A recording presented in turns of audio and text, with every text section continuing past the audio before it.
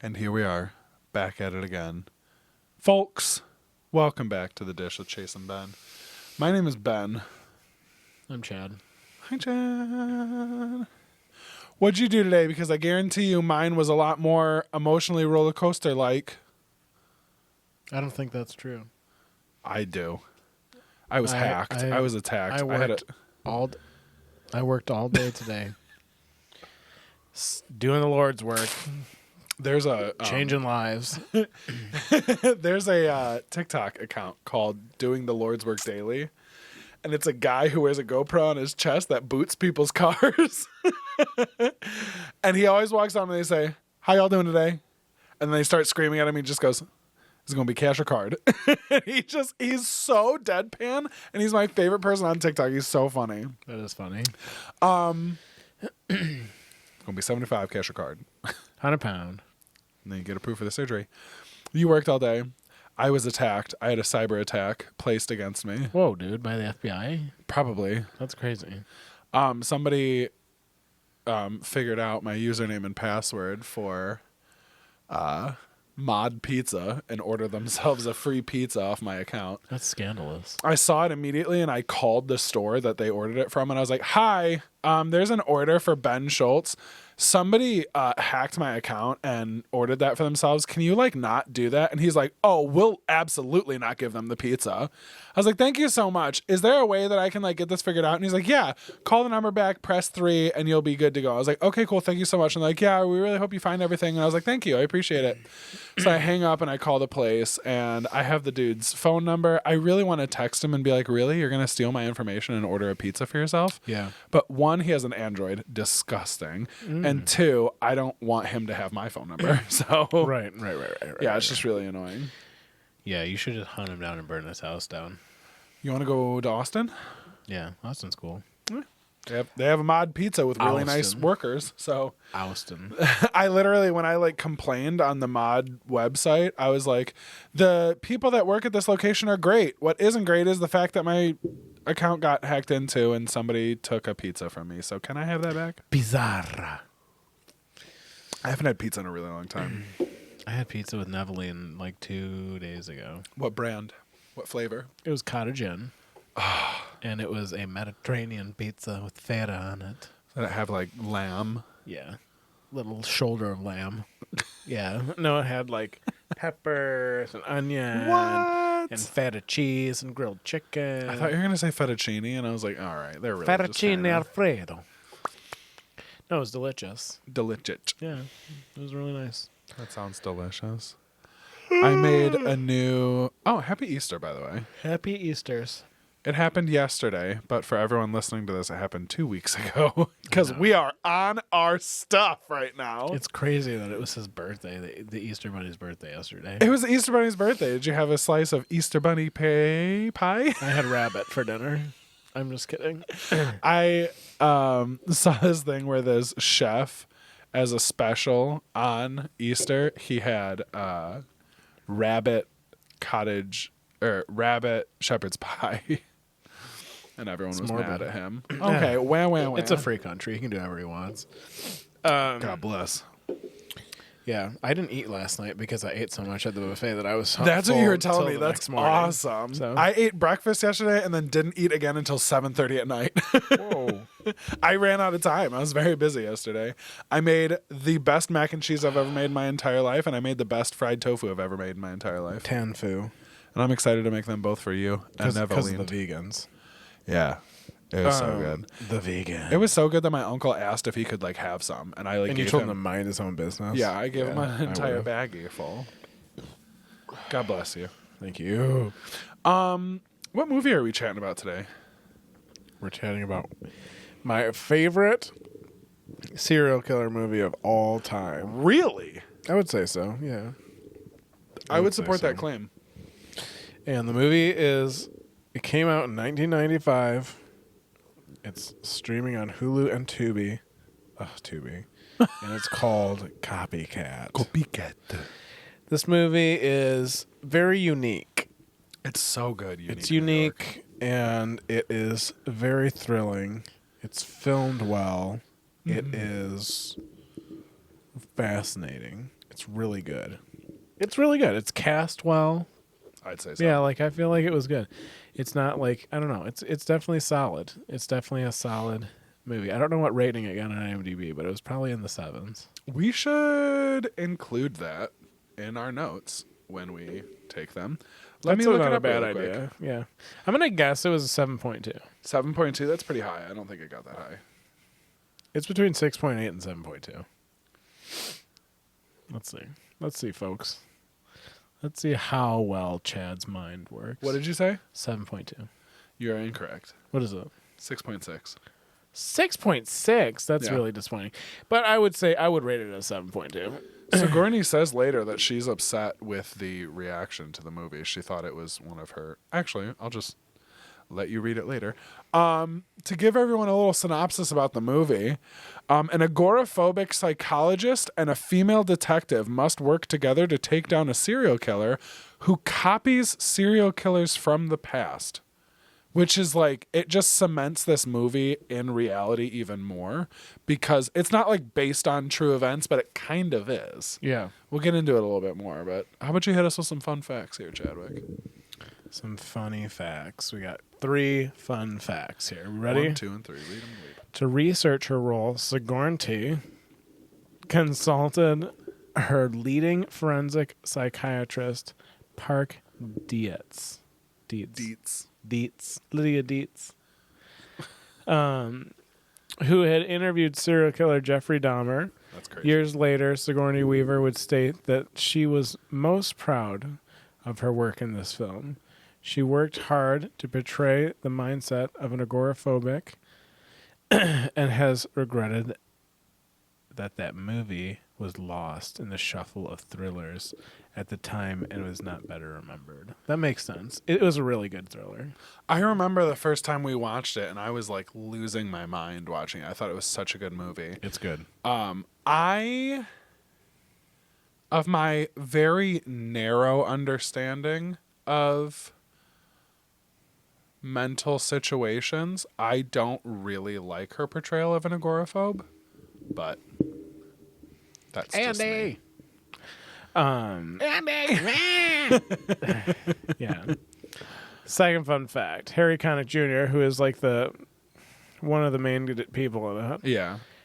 He spent weeks watching documentaries on serial killers in preparation for his role. At around an hour and 20 minutes, Harry Connick Jr. was asked by director John Amiel to come up with a slang term for ladies' underwears, which ended up as squirrel covers, an expression he had heard from his brother-in-law use, which is gross. His brother-in-law is probably like a turd. Like super gross, trashy person. Yeah. Squirrel covers. Send me some of them squirrel covers. That's right there. So vile. Sign them to Dale Earnhardt Jr.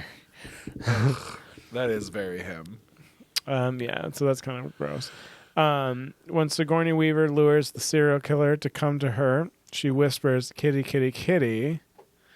Those are the same words she whispered in the classic sci-fi epic Alien when she was looking for her cat. But instead, the alien monster appeared. Bah. Yeah. Some piano chords in the final credit soundtrack resemble the same chords as Alien. A little nod to Alien in that Alien. movie.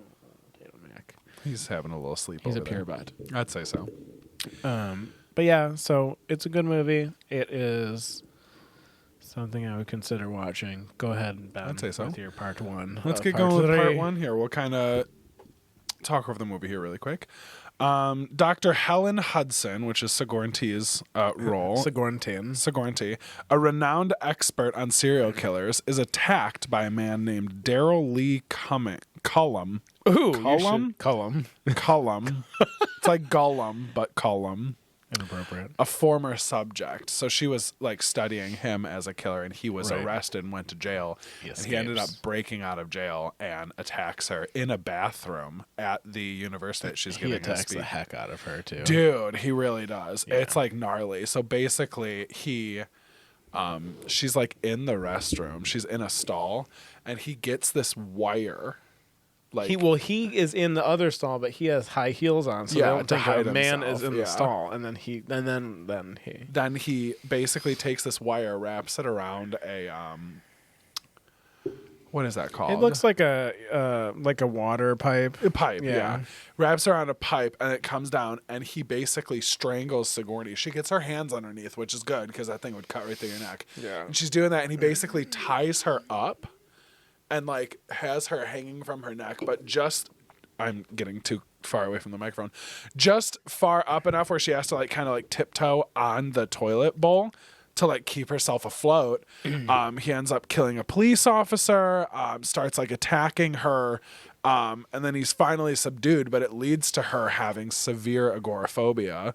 It messes her up. Dude, really messes her up. And it gets to the point where she basically like just lives in her apartment, but she has this huge It's multi-level, sick. really spacious apartment. Yeah, it's dope. All of her windows are on like actuators, so they like close automatically, so she can like feel really safe and secure.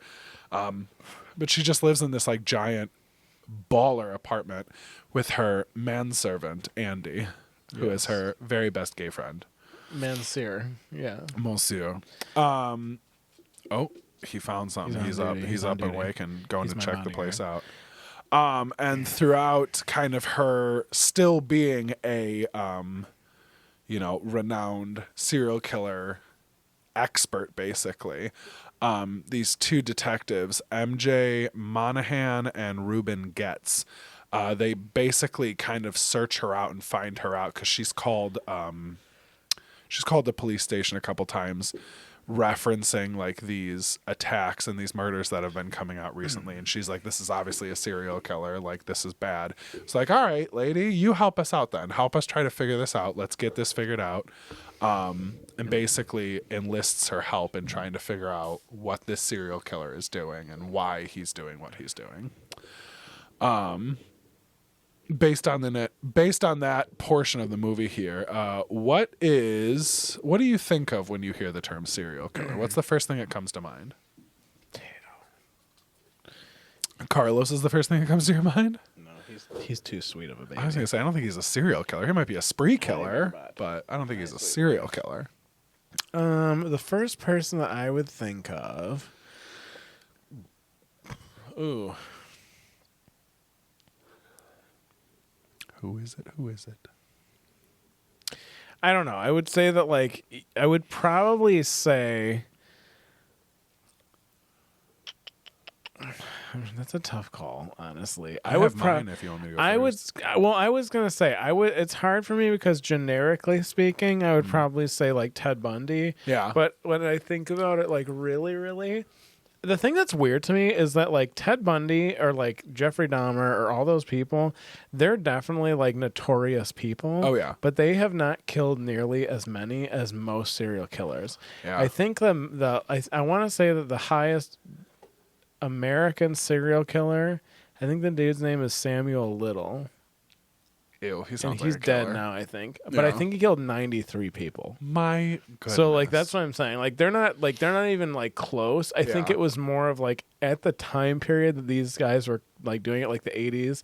Like I think that like it was rampant. It felt Yeah. rampant. So like they were the heavy hitters of that time. Yeah. But I don't think that that's like they're certainly not the most heinous, of people.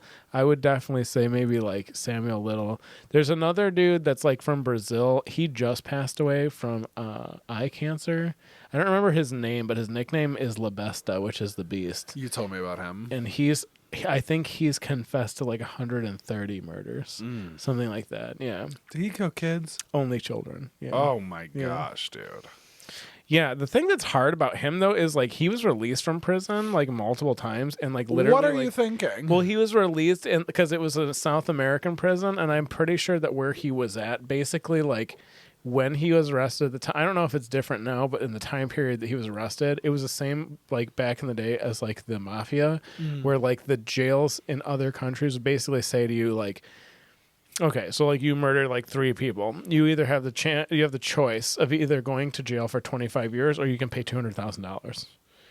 And the mafia, they would be like, I'm going to pay the $2,000. And they would just that's nothing. Just drop in the bucket and they're good to go. Right. So with him, like it was more, I don't think it was like that much money, but I think it was like you can have this sentence or you can have this kind of thing. And then he just, yeah. Like and easy, I remember deal. him openly in interviews being like, I'm going to keep doing this. That is so vile. And it's like, okay, cool. So like, it's just, yeah. Ugh. But he got his anyways. So that's cool. But his eyes rotted out of his skull, I guess. I saw his picture of his face. It was gross. Yeah. Vile. Yeah, it was disgusting. Vile. But yeah, so I would say Samuel Little is probably the top tier like person. I would say I'm pretty sure it's 93 people. I don't remember, but it's like a lot. It's a lot. So you think of him just because of how many His people body he count. killed? Yeah, because I always do that thing that I do with you, where like if you could imagine 93 people, 93 in my people house, in this house right now. it would be insane. It was like your last Halloween party you threw. Yeah, basically, yeah. But yeah, what about you? So it's funny because you just like completely called me out because you were like, yeah, everyone thinks about like Ted Bundy or Jeffrey Dahmer. And I'm like, those are the two people that I think of when I first Makes hear that. sense, yeah. So Ted Bundy, I at one point learned a lot about because me and a past friend of mine, we were driving somewhere. We were like taking a road trip and we were listening. I think the podcast was called Last Podcast on the Left. That's a good podcast. Yeah, Yeah, we were listening. It was like multiple parts about Ted Bundy, and we just like listened to it in complete silence for like a couple hours. Sure. And it was fascinating. so good. Yeah. And it's like, I hate to use the word fascinating, but we'll get into it a little bit more a little bit later. But it really is like just learning about all of the hindsight of this. Like he got away with so many like near misses because of just like his charm and like the way he was. Oh, yeah. And like I think that's why he was as successful as he was, if you can call killing people He was success. successful in what he was doing. Yeah. I would say. Yeah. And then of course I think of Jeffrey Dahmer because of the Dahmer show on Netflix. Oh, right. Which I thought it was a great show. It seemed good, yeah. Everyone, like, I think it's just the culture of the internet nowadays to like make everything a joke, and everyone was like, oh, he was like so like, oh my gosh, Jeffrey Dahmer, I'd let him kill me, he's so sexy. And like that is a very dark way of thinking it, a very bleak way of thinking of it, but I don't like have that big of an issue with it. It's like people are just making a joke out of a really horrible thing. That's how you people have cope. yeah, it's how a lot of people cope. Yeah. You hate how I cope with death. So Yeah.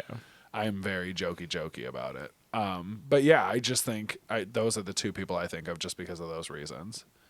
And now I really want to listen to the Ted Bundy episodes of Last Podcast on the Left again. Yeah, it's a good podcast. They're well informed. Oh yeah, Which I is really good, appreciate. yeah. I have a bad history of listening to podcasts with people that are horribly informed. Yeah. And I just get frustrated. It's very I'm like, frustrating. okay, I've had enough. It's very tragic, Karen. It's very tragic, Karen.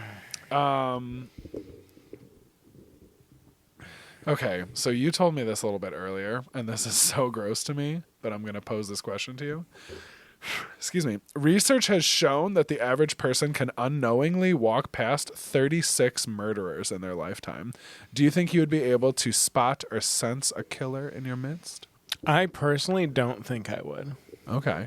And the only reason why I would say that is if it was like an actual, like, I think specifically if it was like a serial killer, I think those people are master manipulators. I Yeah. think that they are very good at, like being a wolf in sheep's clothing to an extent. I think that's because that's another thing I was reading about. Cause like, do you know what like the actual like requirements are for someone to be considered a serial killer? Is it 4 or more people? It's not the number of people. Okay. It's basically you're killing like a good amount of people within a month span, and then you have to take a considerable time off and then go and do it again. Okay. So like you have to because have a spree a break. killer will kill a bunch of people all exactly, at once. yeah. A serial killer comes back and does over it and again. over and takes Okay. breaks and comes back. So Okay. that would require, like, to me, like someone that can take breaks and come back to it. You're obviously not getting caught anytime soon. Yeah. Because you wouldn't qualify then. You know what I'm saying? Yeah. So like to me, it's like for somebody to be able to do that like the BTK killer would kill like families. So like you kill a whole family and then like take like a month or two off. Yeah. And then kill another family. It's like that's a lot. That's like you have to be. And he had a family too of himself, like himself. So like to me, it's like they didn't know. No one had an idea. Like no one like knew what was going on. It's like. It's just, and you could even argue without serial killers like Richard Kuklitsky, like the Iceman. He's like it's a Michael Shannon movie, but you can watch the interviews of the real killer on Max, and they're actually great. It's great interviews. But he's literally like no pun intended, but he's cold as ice. Like that dude is like it's crazy, and he was a mafia hitman, and he killed like hundreds of people. I think you told me about that one. And like. His family had no idea like until the day he was arrested. So like, and it's like, so to me, gnarly. It's like, you know what I mean? So I think most of those people, in order for you to be like an effective killer like that, not like, we're not talking about like a school shooter. We're not talking about like someone just popping you on the street. Like not like that. Like I'm saying like a calculated person, you would have to be the most convincing person. Ugh. You know what I'm saying? Especially because like you just mentioned, like Ted Bundy, like it's not like he's like forcing his way in. Yeah. He's charming his way in. Yeah. So like he's got a cast or he's like injured or he's an attractive, educated guy. Like, so, it's even, what's his name? That huge dude, that's in Mindhunter. Edward Kemper. Oh, okay. Edwin Kemper. He was this mountain of a man, and like he would kill people, basically giving like college girls just like rides home. Like they would ask for a ride, he would give them a ride, and he would decide whether or not they live or died that day. Yeah. Oof.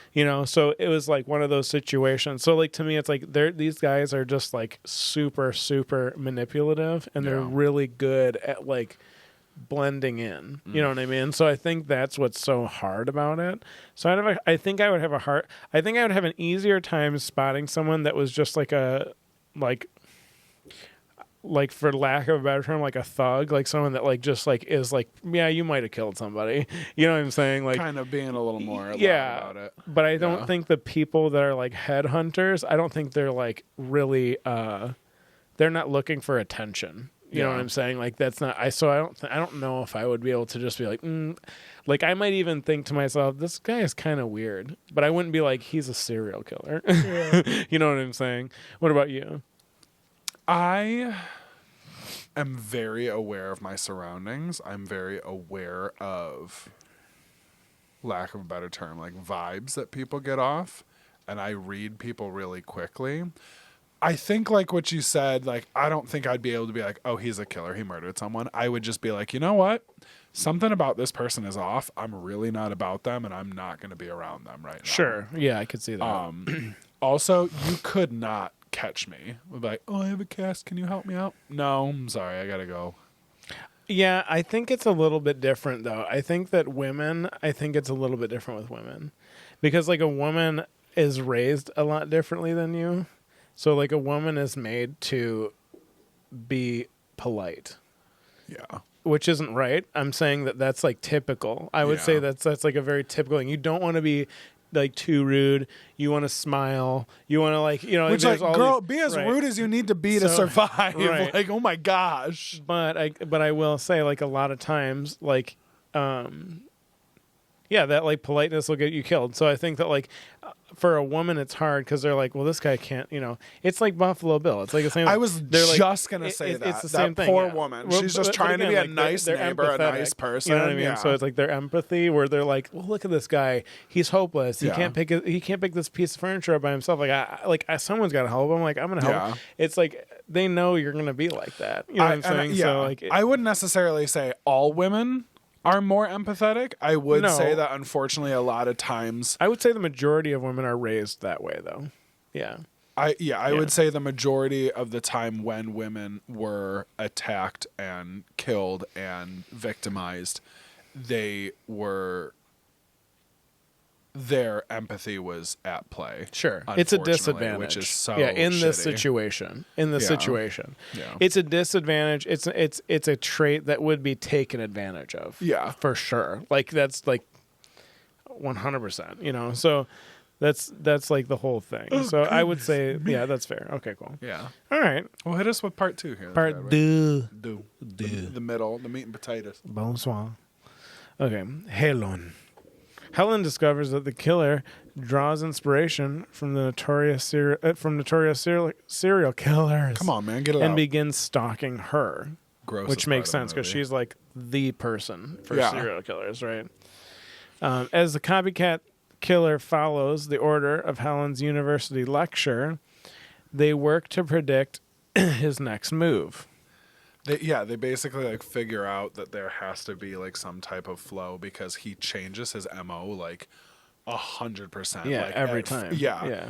You know, he killed somebody and he left and he's her like in her meticulous. bathtub. Like his crime scenes match exactly. They have to be precisely what the crime scene photos looked like when the original killer killed these people. Yeah. Which is also really interesting because he really does like, you know, it's crazy. Yeah. So gross. So he's about this. He's very obsessed with her specifically, it seems like. During their investigation, Ruben is killed. That's why you should never shoot someone in the arm, Ben. Yeah. So tell us how does Ruben get killed? The funny thing, the cool thing about the movie that I like is in the beginning of the movie, it gives you an idea of this happening, which is I like that. Well, it kind of shows immediately yeah. what kind of police officers are involved. Right, exactly. So like in the beginning, they're like, you know, MJ and Ruben are at a police shooting range, and basically Ruben, you know, he obliterates his target. Yeah, basically, like he eliminates the threat. Yeah. MJ gives him a hard time about that, basically, and is like, "You should shoot him in the brachial nerve, which is like, which is your shoulder, basically. That would kind of, arguably, it would kind of render your arm incapacitated. Yeah. So so she shoots the target there. And then she basically says to him, which I also think is kind of funny, and that seems very deliberately placed. She's like, you didn't kill the guy, and your karma is intact, which I think is interesting. Yeah, because later on in the movie, a random act of violence at the police station, basically, like Ruben gets held at gunpoint by a criminal, like a random criminal. Yeah, it's just someone getting booked. He just gets a hold of a gun and panics. So he like grabs Ruben, has a gun to his head, and pulls him out. MJ finally sneaks around this guy, has her gun out, hits this guy's brachial nerve. Shoots him in the arm. Yeah. He falls to the ground. They both look at each other, smile. The guy gets back up, shoots Ruben from the back through the chest. Yeah. Ruben dies pretty much within seconds. That's like one of the most frustrating things about that movie is though, because like Homeboy does that. He like is holding this dude at gunpoint, gets shot, and he's down. None of the cops go rush to him. Right. Like I've seen enough like body cam footage on TikTok. Like the second something like that happens, they're all over you. They put him down. They're all over you. Yeah. Especially holding a police officer at gunpoint in a police station. Oh yeah. Like I know. You're dunzo. I know. But yeah. Okay. But MJ, yeah, so Ruben is killed. It's kind of MJ's fault. I'm just going to throw that out there. Andy's also killed, which is Helen's manservant. Housemate. Yes. and that reveals that Peter Foley, aided by Cullum in prison, is the killer. So Cullum is basically... there's a part in the movie where Colin basically is talking to the doctor, and he kind of alludes that he has followers that he, influences to pay her visits. Let's say, I think that like Peter Foley is like one of those fans. He's like a hyper fan of Cullum's. Yeah, they write back and forth, and so on. So, anyways. So yeah, it's pretty scary stuff because like that can. I don't see. We were talking about this the other day. I feel like if you were on death row and you were a serial killer, they already broke out of prison and attacked a woman. They would monitor her mail and they would throw that bitch in the garbage. Yeah. Right away. Yeah. They would not. They would 100% not let you have outside mail. We literally Googled it and we were like, do they screen your mail? And like the article that I read was like, not only do they screen the mail coming in to make sure it's no contraband or information, they also screen it going out to make sure that it protects the lives of people outside of the prison. Yeah, so literally this exact thing. Yeah, like there were multiple criminals being in jail, like sending like suspicious powder to politicians and stuff like that, and they're just like, yeah, we're not gonna mess around with this. Yeah, like we're you gonna don't make get sure male like privileges. Like that's yeah, if ridiculous. you think that somebody locked in jail wouldn't have like access to a lot of crazy stuff, you're being ridiculous. Like you can do a lot of damage even behind bars. So I agree. yeah. That being said, on to the question, Ben. The question is there any part of you that finds serial killers fascinating, and what is it about serial killers that I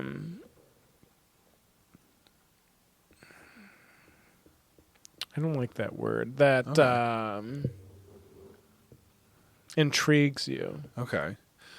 I think, and that's the thing, like I was saying earlier, I don't want to use the term fascinates because like nature documentaries fascinate me, like serial killers, like scratch that itch in the back of your head. Like when you see a car crash, like you can't look away. It's like the part of your humanity where you just like have to engage in this like horrible part of humanity. And I think it's just more like, it's just so like base and depraved. It's like you like almost enjoy it. It's like you want to like know how far like almost like how far humanity has fallen. It's like, this is like crazy. This is like unheard of. Give me a little more. Like tell me about it. Like what's going on? I think it's just, it's a part of a lot of people that are just like, well, let's see like how crazy this could be. Like sometimes like I do this mainly so I don't get too scared. But sometimes I'll go on IMDb, Internet Movie Database, before I watch a scary movie, and I'll read the parent's guide to like make sure that nothing's gonna like get me too crazy.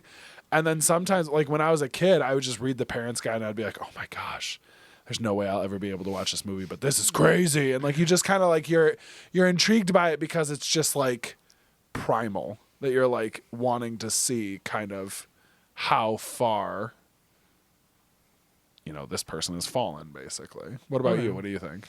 I do find it fascinating. I would use that word. I think that there's many facets that I would find fascinating about it. I would say the first thing is, and I think this is like a common thing, the common reason for people being fascinated with it. I think you would be fascinated with any lifestyle that you can't possibly imagine living. So like there's no way that you would be that probably. So like it's fascinating that somebody else like right now is that's like how they're going to live instead, which is really interesting. It's not like great, but it's also like that's pretty amazing. That's like kind of weird. You know what I mean? That like someone's just like doing that. You know what I mean? Like that's pretty amazing. It's kind of weird. It is. It's weird and it is amazing. It's like it's just like it seems like it wouldn't be real. Yeah. You know what I'm saying? But it is. It's totally real. It's common, which is interesting. So gross. So I think there's that. I think it's also like it's fascinating to me because like I think we've talked about this, but like I have like this weird thing where I'll do a YouTube thing and I'll watch like people getting sentenced to life in prison, people getting death sentences, their reactions, interviews with like terrible people. Yeah, like terrible people. Yeah. Because to me, it's like I don't care how you did the things that you did. I care about why. I want to know why you are not fazed by this. Like why does it not bother you? Like, and half of those people, like you would think to yourself, well, this person is like just totally bonkers, you know? Yeah. But then like half of them are like, I deserve to get the death penalty. If I get out, I'm going to do it again. I'm going to keep doing it. And there's nothing I can do about that. That's the grossest, when they're so like self-aware. Yeah. And it's like, okay, like, yeah, like, I mean, that's interesting, right? Like, because it's like you have this compulsion, it seems like, and you're aware of that, and you're aware that like there's nothing that can be done, like a tiger can't change its stripes, so to speak, let's say, and like you're like half the time they're like, I belong here, like, you know, like, so it's just like one of those things where you know, some of them are sociopathic, you know, some of them are psychopathic, some of them are both, some of them are bipolar. You know, like some of them just have mental illness, but then there's all like the exception of like this person's just like a meticulous person that like they just like almost like to hunt people. Yeah. They just like want to see what they can do, or like What it they can get away fascinates them. with, Yeah, yeah. or like it's like a sexual thing. Like there's like a million different reasons that like I don't think they can necessarily like fully control. And then, like I said, it fascinates me because like we looked at like statistics today. What did it say? It said something like there's like how many active serial killers are there's like 25 to 50 active serial killers right now in the United States that are not getting In caught. 2024, which is just insane. Which apparently that number, that's a very plummeted number. There were a lot more earlier on, but technology has kind of thwarted that. Like they're not like, you know, it's harder for them to not get caught, you know, of course. But like 25 to 50, I mean, there's 50 states. So like there's like one in each state, basically, Seriously. you know, so like that being said. So to me, it's like one of those things, again, that's fascinating because I'm like, that's crazy that like there's just a person right now, like eating dinner with their family. Their family has no idea. They have a job and they have like, they hold down a job. They have a house. They have like, you know, they do Easter things. They do Christmas.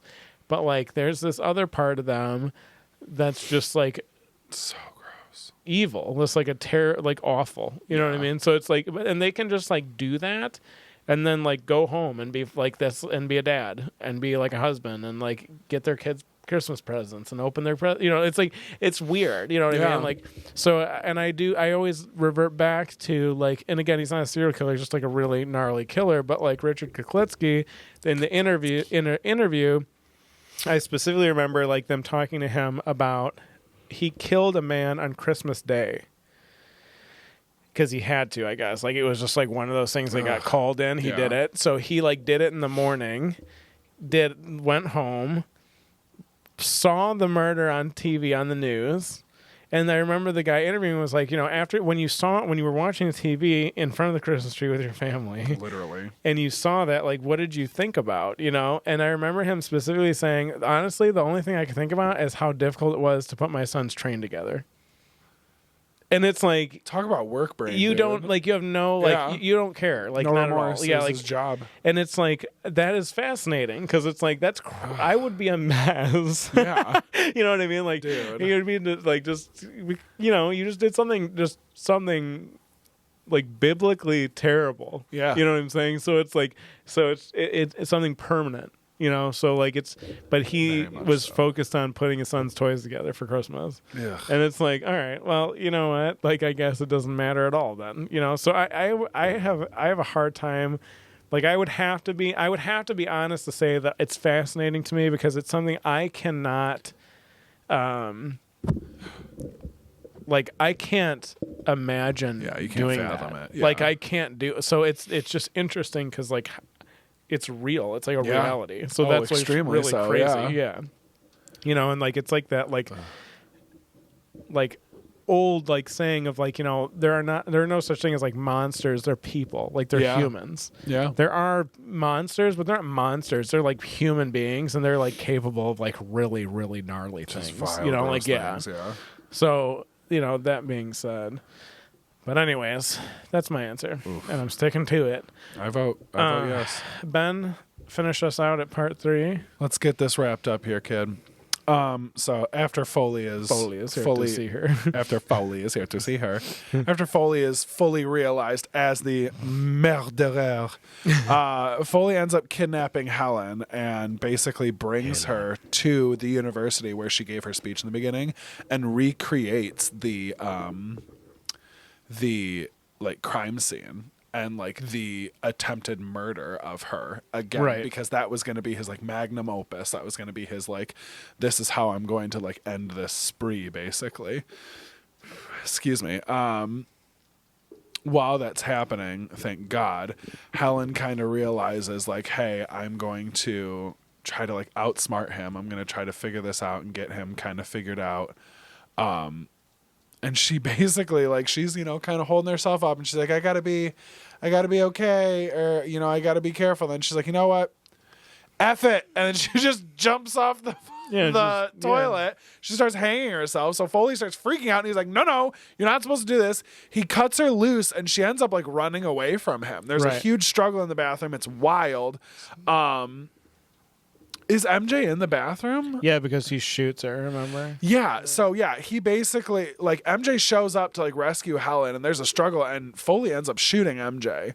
And like we think she's down for the count. I think he shoots her 2 times. Yeah. Yeah. I think in the arm. Once in the arm, once in the chest. Yeah. Yeah. Oh yeah, because got a her vest. Wonder Bra. Yeah, she's wearing a plate carrier. So yeah, she basically Not at that time period. At that time, it was a Kevlar vest. Kevlar vest. Yeah. Excuse me. Yeah. Oh, the 90s. What a I wild time to know. be alive. It's like the Wild West out there. So basically, he thinks he got her out of the way. Helen ends up running out, and she's like kind of running through this university. She ends up getting to the roof and starts having a fit because she's agoraphobic. Yeah. But she starts like running away, and then Foley, of course, starts monologuing, which anyone who's seen The Incredibles knows you shouldn't start monologuing because lo and behold, MJ is totally fine. MJ gets up to the roof, and she does not aim for that nerve there. She aims learned her to lesson neutralize the hard the way. threat. Yeah, she learned a lesson. Puts Foley down like a sick and dying horse. Basically takes him out of the picture, sends him right to Jesus. And you think it's going to be like, oh, nice, happy, It's over. ending It's of the done. movie. It's Yeah. beautiful. Everything's fine. But then it cuts to Callum in his nasty hobbit hole of a cell, and he's having correspondence with another one of his disciples, basically telling another person, all right, go kill Helen, like go get her. My last guy failed me, so now it's your turn. You're getting stepped up to the big leagues here. It's just so vile, kind of like a depressing way to end the movie. I know. It's just like, oh, well, you think she's got away, but no, It's never going to end. it's the end of that person's attempt to kill her, and here comes a new one. Poor Helen. Poor Helen. She got to move. She got to move to Mexico. She can't move. She's an Angorian foam. Not bank. anymore. Yeah, she cured. She's cured. Shakira. Aha! I went to the roof and now I'm fine. Shakira. To kind of finalize our conversation on this copycat killer and kind of serial killers in general for this episode, I have but one last question for you, Chadwick. Go ahead. Are serial killers born or made?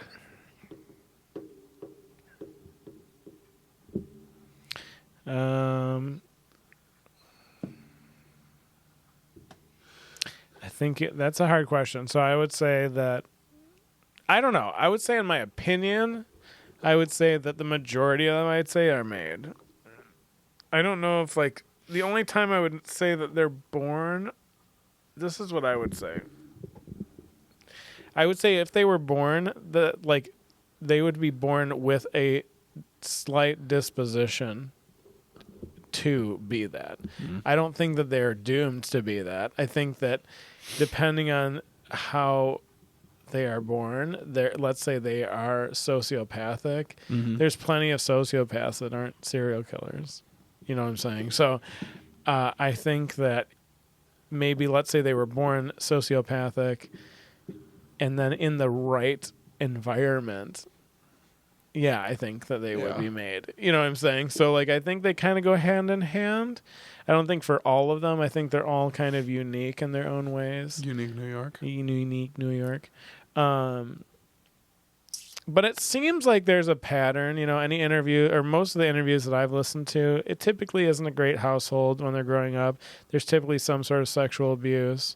There's typically some sort of physical abuse.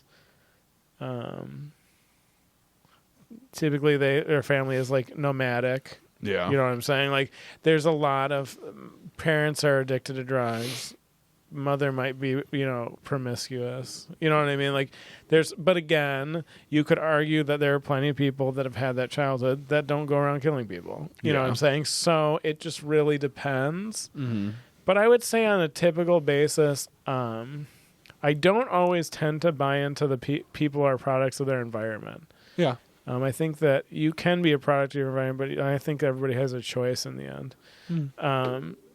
But that being said, like, I think a lot of these people didn't have much of a choice. I think a lot of times, like, after a while, there's damage that can be permanently done that you might honestly, like, not even, like, you might be, like, intrinsically aware of. Like, you might not really know, you know, that you're, like, have that much damage until, like, you murder your first person. It's too late, yeah. You know what I mean? And then you're like, wow, that felt really good. Like, hey, I'm just going to keep doing this. Like, you know what I mean? Feel Like, a release or something, yeah. right. So it's like, so I think it's just depends. And it's like that show that we watched with Stanley Tucci where he's like, you know, Oof.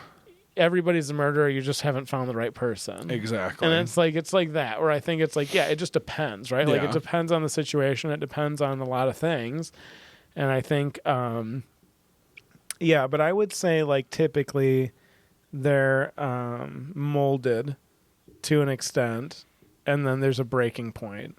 Mm-hmm. And then, you know, I think typically, like, they already kind of have an idea of what they're going to do. I think that most of the time they have families because they are already aware of what they're going to do, and they want to blend in. They want to, Yeah. like, have this, like, nuclear family Yeah. facade. You know what I mean? Like, I think that's, I don't know. I think it seems like that to me, but I don't know. It's tricky. Yeah. What about you? I do agree with a lot that you said. I think you kind of have, like, certain dispositions towards certain things. Like, I personally think I have a very addictive personality. I drank alcohol for the first time when I was 14 or 15, realized I was like, ooh, this would probably be an issue for me. Never drank it again. Sure. Like, I think that's something where it's like, hey, you know, I am aware of this part of me. I don't want this to become more of a thing. I'm going to nip this in the bud because I could see what alcohol abuse could do to me. I said, yeah, no, I'm, like, super not into this. And I think that's tough for a lot of people. There are, you know, other things that are, even though I'm well aware that it's something that I'm addicted to or I have a disposition towards, I'm like, well, you know, I'm already kind of in it, so it's like whatever. But I think there's definitely things like that with everybody. I agree. And I do think you are born with possibly that, but you're also born with the choice to kind of make your own way throughout everything. You have the ability to kind of choose what life you want to lead to a certain extent. And Sure. I think there are a lot of really strong people out there that have turned their lives around for the better, or, you know, decided this is not what I want for my life or for my loved ones or for my family. So they have kind of turned themselves around. And I think there's a lot of other people that don't believe that they can do that for themselves, which is a tragedy in and of itself. So I think to an extent it's both. I think you're born with certain tendencies that then can be made into realities Sure. throughout your life. And I think it's not necessarily the luck of the draw, but something that, you know, everyone kind of has going for them at one point in their life or another. Yeah, I can agree with that too. Yeah. But yeah, The Copycat. The Copycat. There's also a book that I found randomly at a collectible store. It's the novelization of It's the a movie. novelization. It's a good size. It's like a little small cutie book, and I think it'll be good to have if I'm on vacation or something. I'll crack this one. It's sick. Peter. So it was 99 cents. That's incredible. Yeah. I don't like the person who had this before. They dog-eared every chapter. That's insane. That's a killer. I know. And then they gave me this really patriotic bookmark. The spirit of a nation rides on eagle's wings. That's true. Show it for I the think kids. Jesus said that. I think that's from the Bible. May God bless the United States of America, the land of the free. We hope this bookmark will remind you each and every day that the foundations of freedom upon which America stands will always remain strong. Thank you, Bradford Exchange. America. Kah! Reuben. Delicious sandwich. Any final thoughts for The Copycat Killer? No, I would say that, again, I can't stress enough. Highly recommend the movie. It's a great movie. Please do. It's on It's- Hulu and Tubi. Baby! It's really great. Yeah. If you don't have Tubi, you are such a loser. Hey! Have it. I'm just kidding. It's free. It's worth every non-penny that you spend on it. It's great. My mom told my grandma to get Tubi yesterday because we Yeah. were talking about showing my grandma the birdcage. Yeah, dude. Like, yeah, it's on Tubi for free. Do you have Tubi? She's like, nah. And you're like, I gotta go. Yeah. Well, then we were talking about going on our family vacation, and I, from the loving hand of Chadwick, have a DVD of The Birdcage. And I was like, I'm just going to bring it on vacation. We'll watch it with my grandma. There you go. It'll be fun. But no, I would highly recommend it. Let us know what you think. We always want those questions, so ask us questions. Send them in. Send them At in. The Dish with Chase and Ben, baby. Yes, definitely. And next week, or next podcast, Next we episode. will be doing a little different thing that I think people might be interested in. Different kind of setup. Maybe a different area. Perhaps, and maybe a different guest. Haircut. Guest. Very interesting to this upcoming one. Yeah, I'm excited. I'm excited for you guys to see it. So- No movie that you need to watch to prepare for it. Just prepare those ears for listening, eyes for watching, In your heart, for tearing. for love. There's two different kinds of people in the world. Thank you for listening.